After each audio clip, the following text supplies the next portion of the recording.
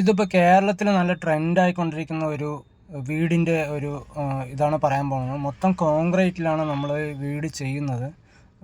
വാളും റൂഫും എല്ലാം concrete. Foundation മാത്രം നമ്മൾ കരിങ്കല്ലിലാണ്.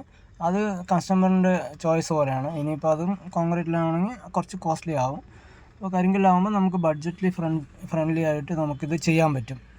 ഇപ്പോൾ ഇത് ഫുള്ളായിട്ട് വാളും അതെല്ലാം നമ്മൾ കോൺക്രീറ്റിൽ 4 ഇഞ്ച് തിക്നെസ്സിലാണ് ചെയ്യുന്നത്. ഇപ്പോൾ ഇത് കേരളത്തിൽ 1-2 പേര് മാത്രമേ ഇത് ചെയ്യുന്നുള്ളൂ.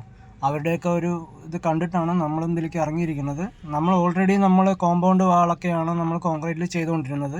ഇപ്പോൾ ഇത് ഫസ്റ്റ് ടൈമായിട്ട് നമ്മളിപ്പോൾ ഒരു വീടിൻ്റെ മുഴുവൻ വർക്കും എടുത്ത് ചെയ്യുകയാണ്. ആദ്യമായിട്ടാണ് നമ്മളിത് ചെയ്യുന്നത്. പക്ഷെ എന്നാലും നമുക്ക് നിറയെ എക്സ്പീരിയൻസ് ഈ കോൺക്രീറ്റ് മതിലിലൊക്കെ ഉള്ളതുകൊണ്ട് അതിൻ്റെതായ ടെക്നോളജിയും നമ്മൾ നോക്കിയിട്ടാണ് ഇത് ചെയ്യുന്നത്. ഏറ്റവും സ്ട്രോങ് ആണ് ഇത്.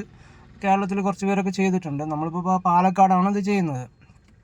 ഇപ്പോൾ ഇതിൻ്റെ നമ്മൾ വെച്ചിരിക്കുന്നത് സിമെൻറ്റിൻ്റെ കട്ട്ളൻ ജനലാണ് നമ്മളിപ്പോൾ ഇതിൽ വെച്ചിരിക്കുന്നത്. സ്റ്റീൽ നമ്മൾ പറയുമ്പോൾ കസ്റ്റമറുടെ ചോയ്സാണ്. ഇപ്പോൾ ഇത് ലോ ബഡ്ജറ്റിലാണ് നമ്മൾ ചെയ്യുന്നത്.